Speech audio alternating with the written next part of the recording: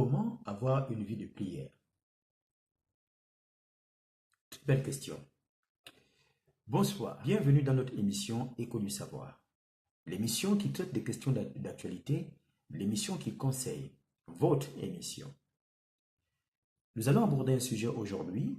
Le thème est comment avoir une vie de prière efficace. Comment avoir une vie de prière efficace? Combien de personnes se sont posées cette question? C'est une question vieille comme le monde. Pour cela, je m'en vais vous donner 5 astuces. 5 astuces pour avoir une vie de prière efficace. Pour certains d'entre nous, il n'y a pas d'étape. Parce qu'on est trop désespéré, on est blessé, on est anxieux, ou tout simplement, on est inquiet. Nous ne pensons pas aux étapes importantes pour essayer de se donner une vie efficace. Il est très important d'avoir une certaine philosophie de la prière afin que celle-ci soit efficace, de suivre un certain processus ou bien un certain process. Alors, les 5 astuces que je tiens à vous donner sont les suivantes. Premièrement, si vous voulez avoir une vie de prière efficace, il faut invoquer Dieu, c'est-à-dire, qu'est-ce que j'entends par invoquer Dieu? Invoquer Dieu, c'est tout simplement une manière d'être en accord avec la divinité créatrice, la conscience universelle. C'est une manière, un mécanisme ou un état d'esprit qui vous permet, je veux dire, dans votre prière, d'être reconnaissant, d'avoir de la gratitude envers la puissance ou l'énergie qui vous a créé. Vous observez autour de vous, vous voyez très bien qu'il y a un cosmos qui nous environne, un univers dans lequel nous sommes. Il y a une certaine synchronicité des événements. Rien n'est hasard. Alors, invoquer Dieu, c'est tout simplement être reconnaissant, être en adéquation. C'est s'allier à la matrice même. C'est une façon de dire, je reconnais que tu es existant, je reconnais, je m'humilie par rapport à la grandeur dont tu fais l'objet. Ça, c'est une astuce pour avoir une vie de prière efficace. C'est un signe d'humilité et de responsabilité devant la force qui vous a créé. Alors, le deuxième point, c'est la méditation. Il faut méditer. Pour avoir une vie de prière efficace, qu'est-ce qu'on entend par vie de prière efficace? C'est tout simplement le fait de rentrer en connexion avec l'être suprême qui vous a créé ou qui nous a créé. C'est de rentrer avec les énergies positives, puissantes, avec les énergies métaphysiques, avec l'invisible, le non-être. Alors, avoir une vie efficace, c'est tout simplement, en somme, se mettre dans le processus d'impacter sa propre personne d'abord et d'impacter les autres. Par quel mécanisme? En allant puiser au plus profond de soi, justement par la méditation. La méditation vous permet de rentrer au-dedans de vous-même, hein, en quelque sorte pour être en adéquation parfaite avec l'être créateur ou l'être qui nous a créés ou l'être qui vous a créé. Pour répondre à Dieu dans la prière, par exemple, nous devons écouter sa voix. Hein? Dieu, nous sommes dans dans un processus de discussion. Hein. La prière est une discussion entre vous, l'être créé, et l'être créateur, ou le créateur, l'immanent, l'omniscient, l'omnipotent. Donc, l'être qui vous a créé, vous pouvez rentrer en contact avec cette divinité, avec cette puissance, cette énergie divine. Vous pouvez rentrer en contact, hein, par la méditation. Pourquoi? Parce que, ma foi, vous avez des questions.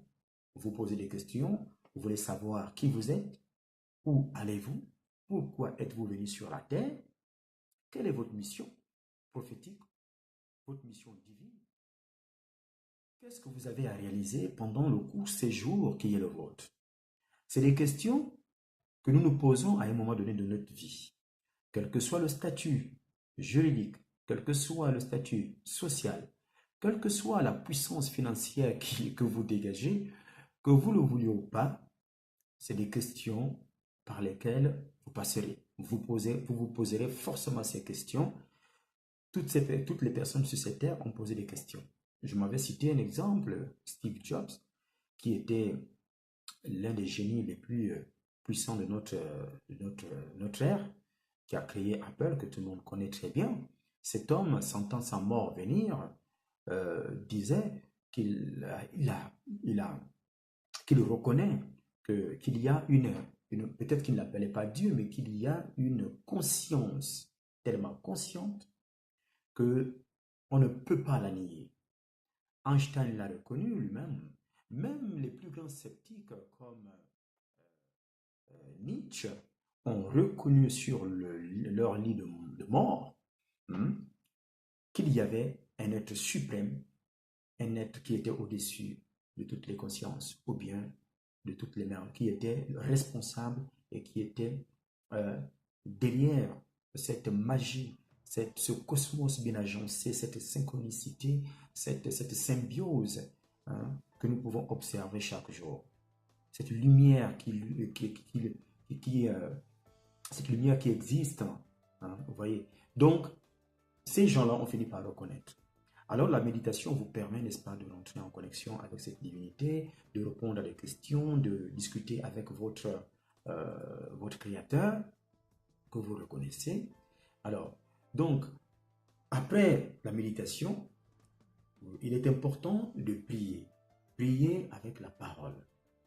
C'est-à-dire que vous devez quelque part ressortir ce qu'il y a dans vos tripes. Hein. Parce que la parole, c'est la parole qui a créé le monde. Au commencement était la parole était Dieu. Était avec Dieu. Donc, et Dieu était la parole. Donc, tout a été créé par le Logos. Le Logos, si vous voulez, c'est la conscience. La parole, c'est la conscience immanente, la conscience suprême. La conscience au-delà de toutes les consciences, la conscience créatrice. Hein? La conscience qui vous fait prendre conscience que vous êtes un être conscient de lui-même. Alors, donc, vous devez dire, vous devez parler, vous devez affirmer par des propos ce que vous ressentez, ce que votre être le plus existant vous dit, vous devez le dire parce que la parole a une puissance, la parole a une force, pour ne pas dire une force de frappe. Mais la parole est très très puissante. Donc le verbe est très important dans le processus d'acquisition d'une vie de prière efficace. Et nous étions là sur l'astuce numéro 3. Je m'en vais tout de suite vous donner l'astuce numéro 4. C'est important d'avoir une vie de prière libre. La prière doit être libre. Donc, vous voyez bien que ça se chevauche. Prier avec la parole, mais une parole libre. Ce n'est pas une parole qui obéit à un sacerdoce. Ce n'est pas une parole qui obéit à un process. Ce n'est pas une parole qui obéit à une façon, je veux dire, à des mots déjà, entre guillemets, dactylographiés et que vous avez tout simplement à répéter comme un perroquet. Non. Cette parole doit venir du plus profond de votre cœur. En fait, c'est la reconnaissance ou bien l'acceptation que vous faites ou la place qui est le fait de reconnaître la place qui est la vôtre dans cet univers dans ce cosmos, en voyant cette magnificence ou bien toutes les merveilles qui gravitent autour de vous, lorsque vous reconnaissez qu'il y a une divinité, un Dieu qui a forcément créé toutes ces merveilles, que ces merveilles ne se sont pas auto-générées, auto-créées, vous vous dites, mais bon sang, qui est derrière tout ça? Il y a forcément une divinité, il y a forcément quelqu'un, il y a forcément une conscience, il y a forcément une énergie, il y a forcément un pouvoir, il y a forcément une force qui est à l'origine de tout ça. Parce que si le hasard existait, eh bien, nous ne serions pas tous de la même acabit. Donc, il est important d'avoir une prière libre. Priez selon vos mots, priez selon vos connaissances, priez selon votre entendement, selon la parole qui sort de votre cœur, selon l'émotion qui sort de votre cœur, selon la sensation que vous ressentez lorsque vous vous imaginez en connexion avec cet être divin. Oh. Alors, donc, si vous priez ainsi, si vous mettez en pratique cette astuce, vous découlez uniquement, comme vous voyez, je l'avais anticipé, sur la contemplation. Prier avec vos tripes, avec votre cœur, de manière libre, vous amène à contempler les merveilles. Et ça, c'est l'astuce numéro 5. Il faut contempler. Contempler ce que Dieu a créé. Contempler ce que la conscience universelle a créé. Contempler les merveilles qui sont autour de vous. Mais pas seulement. Contemplez aussi la beauté qui se trouve dans votre frère, votre soeur, votre mère, votre père, dans celui que vous détestez, entre guillemets. Mais détrompez-vous. Détestez autrui, c'est vous détestez vous-même, parce que nous sommes un et unis. Pratiquer une certaine xénophobie, un certain racisme, un certain antisémitisme à l'égard de qui que ce soit, c'est se détester soi-même. Parce que les humains sont unis. Vous voyez, les vies sont une. Alors, nous sommes plus moins pour le moment, nous sommes la seule espèce humaine qui existe sur Terre et peut-être dans l'univers. Je ne sais pas. Sur la Terre, je peux peut-être l'affirmer, mais peut-être dans l'univers, je ne sais pas. Je pense qu'il y a peut-être autre chose. Ça, c'est mon point de vue personnel. Alors, donc, contempler. Hein? Contempler nous rappelle que vraiment, il y a un être, il y a une conscience universelle qui a décidé de créer l'homme, de créer son environnement.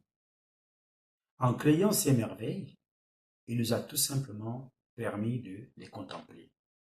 Le cosmos, l'univers, la nature. La contemplation est donc le moyen par lequel nous accédons à la connaissance ou du moins à la prise de conscience de qui nous sommes véritablement et de notre positionnement dans cet espace géographique qui est la Terre. Dieu, divinité indivisible, éternelle et universelle. Pour pouvoir entrer en contact avec cette divinité, cette conscience, voici ici les 5 astuces que je viens de vous donner pour pouvoir avoir une vie de prière efficace. Je vous dis à très bientôt en espérant que ce thème vous a plu. Et surtout, comme d'habitude, n'hésitez pas à nous envoyer vos remarques, vos suggestions. Ça nous fait chaud au cœur de toujours les recevoir. Comme à l'accoutumée, likez, partagez et surtout, c'est votre émission, Écho du Savoir, l'émission qui traite des questions d'actualité, l'émission qui conseille. C'était votre humble serviteur, Roger Boussougou, juriste, coach en développement personnel, motivateur spirituel. Merci et à très bientôt.